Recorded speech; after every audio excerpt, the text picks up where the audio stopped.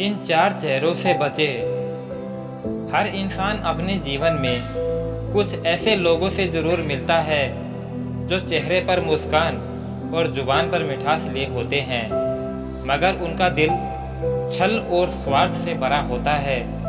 यह कहानी है एक गांव की, धूसरपुर, और वहां के एक युवक वीरेंद्र की, जो जीवन की सबसे कठिन सीख तब सीख पाया जब उसने गलत लोगों पर विश्वास कर लिया। यह कहानी उन चार तरह के लोगों की है जिन पर कभी भरोसा नहीं करना चाहिए, चाहे वो कितने भी मीठे क्यों न लगे। वीरेंद्र एक ईमानदार और मेहनती लड़का था। उसके पिता नहीं थे, माँ सिलाई करके घर चलाती थी। वह पढ़ाई के साथ साथ दूध भी बेचता था। एक दिन गांव में एक नया लड़का आया, कमलेश। पढ़ा लिखा, स्मार्ट और जुबान में सहज। उसने वीरेंद्र से दोस्ती कर ली। तू बहुत मेहनती है, चल हम दोनों मिलकर कुछ बड़ा करते हैं। ऐसा कर, तू दूध बेच, मैं खाता संभाल लूँगा। वीरेंद्र ने आग मूंदकर कमलेश पर विश्वास कर लिया। धीरे धीरे कमलेश ने वीरेंद्र के पैसे, ग्राहक और भरोसा सब हड़प लिए। जब वीरेंद्र को सच्चाई पता चली तब कमलेश गायब हो चुका था। कमलेश के जाने के बाद वीरेंद्र टूट चुका था, लेकिन एक दिन उसका मामा गोविंद आया और कहा, बेटा मैं तेरा मामा हूँ, अब मैं तेरा साथ दूंगा। वह वीरेंद्र को शहर ले गया, नौकरी दिलाई, अच्छा खाना, अच्छा पहनना, सब कुछ। मगर धीरे धीरे वह वीरेंद्र की तनख्वाह अपने नाम पर ट्रांसफ़र करने लगा। घर का सारा काम वीरेंद्र से करवाता और एक दिन मामा ने उसे नौकरी से भी निकलवा दिया ताकि वो खुद उस पद पर बैठ सके। जब वीरेंद्र ने विरोध किया तो उसने एक ही बात कही, रिश्ते सिर्फ नाम के होते हैं बेटा, असल में तो हर कोई अपना मतलब निकालता है। वीरेंद्र वहाँ से लौट आया, दुखी, टूटा हुआ, निराश।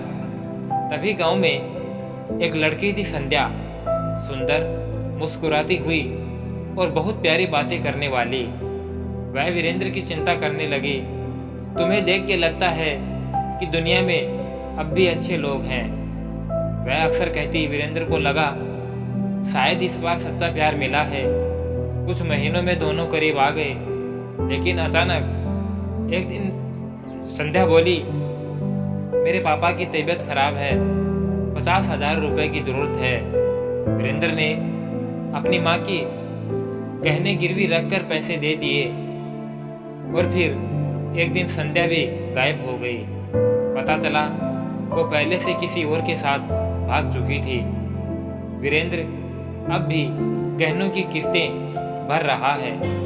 अब वीरेंद्र पूरी तरह टूट चुका था।